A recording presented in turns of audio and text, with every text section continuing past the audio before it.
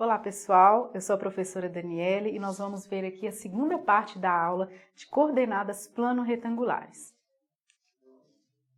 Bem, nós vimos várias projeções cartográficas, aplicadas aí para o mapeamento da área terrestre e nós vamos entrar aqui na projeção cilíndrica, que é muito utilizada na nossa área.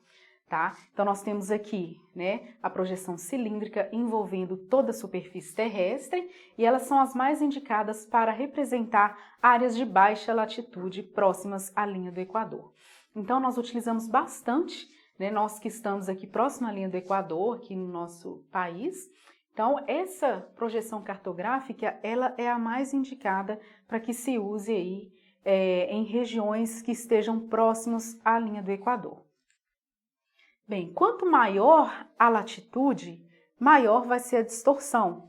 Lembrando aqui que nós temos a linha do Equador como referência e nós temos os valores das coordenadas crescendo tanto para o hemisfério norte quanto para o hemisfério sul. Então, quanto mais afastadas ou quanto maiores forem essas coordenadas, tanto para o hemisfério norte quanto para o hemisfério sul, maior vai ser essa distorção que nós vamos ter aí na projeção cilíndrica, ok? Nesse caso da projeção cilíndrica, os paralelos e os meridianos, eles vão ser perpendiculares, ou seja, eles vão formar ângulos de 90 graus entre eles. Bem, então essa projeção é a projeção conforme de Mercator, tá? Então nós temos aqui essa separação em que paralelos e meridianos, eles vão formar aí as linhas ortogonais, formando aí 90 graus entre eles. Então, foi proposta aí no século XVI, durante as grandes navegações, ok? Mantém as formas e distorce as áreas do continente. Aí, nós vamos entrar aqui nas coordenadas UTM, que é o universal transverso de Mercator. Então, essas coordenadas UTM são muito utilizadas nas projeções cartográficas aqui na nossa área. Por quê? Como nós falamos anteriormente, nós estamos próximos à linha do Equador. Então, essa é a projeção cartográfica que mais se adequa à nossa região, ou seja, que traz menos deformações para a nossa região. Então, quais são as características aqui dessa projeção? Então, é a projeção cilíndrica, transversa e secante. E a área de projeção é denominado fuso ou zona. Então, nós temos aqui, representando a nossa superfície terrestre, e nós temos essa área marcada aqui, que seriam essa área dos fusos ou das zonas UTM, tá? Nós chamamos aí dessas duas formas. Bem, cada fuso é representado pelo número do fuso, tá? Ou pela longitude do seu meridiano central. Olha que interessante. Quando a gente fala em coordenada geográfica, a gente fala em meridianos e em paralelos. O nosso meridiano de referência é o meridiano de Greenwich, tá? Quando a gente fala aqui em coordenadas UTM, cada fuso, cada área dessa vai ter o seu próprio meridiano, que é o que a gente chama de meridiano central. Então, a nossa referência aqui nas coordenadas UTM não vai ser mais o meridiano de Greenwich, tá? Vai ser o meridiano central. Então, nós temos aqui novamente ilustrado a superfície terrestre com a nossa área aqui que está em estudo, a nossa zona ou o nosso fuso UTM.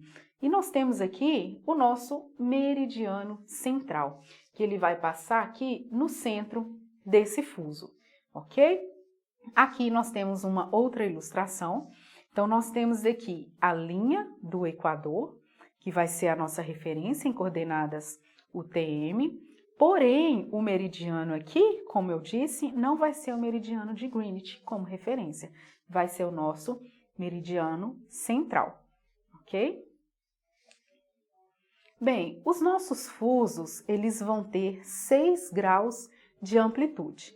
Então, considerando aí a Terra, lembram que quando a gente utiliza projeções cartográficas e quando a gente vai utilizar aí, as coordenadas cartográficas, a gente utiliza o modelo esférico como referência? Então, nós vamos ter aí a Terra como tendo os 360 graus, a sua circunferência completa. Cada fuso UTM vai ter aí 6 graus de amplitude. Então, aí nós vamos ter um total de 60 fusos. 60 vezes 6, 360, fechando aí a circunferência terrestre. Aí, olha que interessante. Então, quando a gente vai tratar aí de coordenadas UTM, eu vou analisar cada fuso em separado. Eu vou pegar o fuso que está mais próximo da área em que eu estou mapeando, ok? Só que quando a gente vai fazer a contagem de todos esses furos, optou-se por começar essa contagem, essa origem, no antimeridiano de Greenwich, tá? Então, essa contagem dos furos, que ele vai começar 1, 2, 3, até chegar em 60 fusos, né, a gente vai começar essa contagem no antimeridiano de Greenwich, ok? Então, vamos tomar cuidado para a gente não confundir o que seria esse início de contagem no antimeridiano e o que seria, de fato, o meu meridiano central, que é a minha referência aí de posicionamento. Então, vamos lá. A latitude de origem vai ser no Equador, sendo aí um valor de 0, e a nossa longitude de origem vai ser o meridiano central daquele fuso específico, ok? Aqui eu estou mostrando todos os fusos UTM e aqui eu começo a contagem do primeiro fuso até o fuso de número 60. Esse início aqui é o antimeridiano de Greenwich, ok? Então eu começo a contagem aqui. Então eu tenho aqui do 1 até o 60. Ok? Aí, aqui embaixo eu tenho uma escala onde mostra os graus. Então, o 0 aqui vai ser no meridiano de Greenwich, igual a gente vê lá atrás nas coordenadas geográficas, tá? Então, para oeste, nós vamos ter de 0 a 180 negativos, e para leste, nós vamos ter de 0 a 180 positivo, ok? Leste positivo, oeste negativo. Essa é a contagem dos valores em graus. Tá? Então, nós vamos ter de 0 a 180 graus, e nesse caso é de 0 a menos 180 graus, e de 0 a mais 180 graus, ok? E aqui no antimeridiano a gente começa a contagem dos fusos, certo? Além desses fusos que são numéricos, a gente também tem as zonas UTM, que são representadas pelas letras do alfabeto, tá? E aqui é muito interessante da gente localizar que aqui em Minas Gerais, né, onde nós estamos aqui localizados no fuso 23 e na zona K.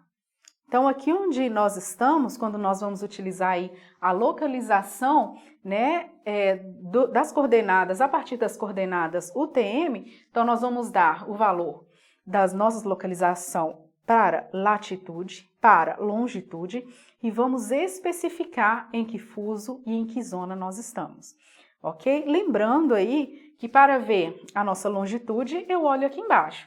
Então, aqui eu estou aproximadamente menos 45 graus de longitude. E aqui na latitude, nós vamos fazer aqui aproximadamente 25 graus. Então, aqui nós estamos a longitude, né, de menos 45 graus e a latitude de menos 25 graus. É claro que eu estou dando um valor aproximado, utilizando aqui esse mapa que a gente tem, tá? E ao final eu tenho que dizer que eu estou no fuso 23, na zona K, que é o que vai me dar aqui esse posicionamento. É dessa forma que a gente vai ler aqui, né, esses fusos e essas zonas UTM. Aqui a gente deu o zoom naquele mapa e a gente consegue ver aqui, né, os fusos demonstrados aqui. Então, em Minas Gerais aqui, onde nós estamos, aproximadamente aqui é o fuso 23. Então, nós vamos ter o fuso 23, tá? E se a gente for olhar aqui o valor da longitude, aproximadamente menos 45 graus. Aqui nós temos uma tabela que discrimina esses valores. Então, o meridiano central vai ser essa localização aqui da longitude, tá? Então, nós vamos ter esses meridianos centrais que estão relacionados com os fusos. Então, o fuso que a gente pegou como exemplo é o fuso 23. Então, o meridiano central desse fuso é o meridiano de menos 45 graus. Então, é dessa forma que nós vamos nos localizar. Então, aqui no fuso 23, nós temos um meridiano central aí de menos 45. Esse meridiano central que é a nossa referência, não mais o meridiano de Greenwich. Bem, então aqui nós temos, né, a origem das coordenadas planas no cruzamento do Equador com o meridiano central. Nós vamos ter aí as coordenadas que são planas, então nós vamos ter um valor para o norte, né, no eixo das ordenadas, e um valor para este no eixo das abscissas. Então, a partir do momento que a gente encontra o nosso meridiano central aqui, que é um meridiano de menos 45 graus, utilizados no nosso exemplo, aí nós vamos ter aí, exatamente neste ponto, a origem do nosso sistema cartográfico UTM, tá? Então, aí nós vamos ter essa origem. Então, nós vamos ter aí um norte e um oeste. Quando a gente falou de levantamento topográfico, lá atrás, eu falei que o nosso primeiro ponto era o ponto que dava origem ao nosso sistema cartesiano de coordenadas. Nesse caso aqui, a origem do ponto vai ser exatamente o cruzamento do meridiano central com a linha do Equador. Aí a gente vai começar a ter a origem do sistema de coordenadas UTM. E nós vamos ter o seguinte, então nós temos aqui o meridiano central, né, no alinhamento norte-sul, nós temos aqui a linha do Equador e aqui nós temos a origem do nosso sistema. Lembram que eu disse que quando a gente vai criar aqui uma origem para um sistema de coordenadas, a gente não coloca o valor como zero, que é para a gente não ter coordenadas negativas? Aqui nas coordenadas UTM acontece da mesma forma. A gente vai determinar a origem aqui com valores altos, para que a gente não tenha valores negativos. Então, aqui no hemisfério sul, a gente adota como norte a origem aqui para 10 milhões. E como este, aqui a gente vai adotar o valor de 500 mil. Dessa forma, os pontos que estão localizados aqui à esquerda do meu meridiano central e abaixo da linha do Equador não vai ter valor de coordenadas negativas, ok? Aqui eu apenas destaquei, né, o nosso meridiano central, que é aí a nossa referência junto da linha do Equador. E aqui a gente encerra o assunto a respeito de coordenadas plano-retangulares. Nós vamos dar continuidade ao conteúdo e eu te espero no próximo vídeo.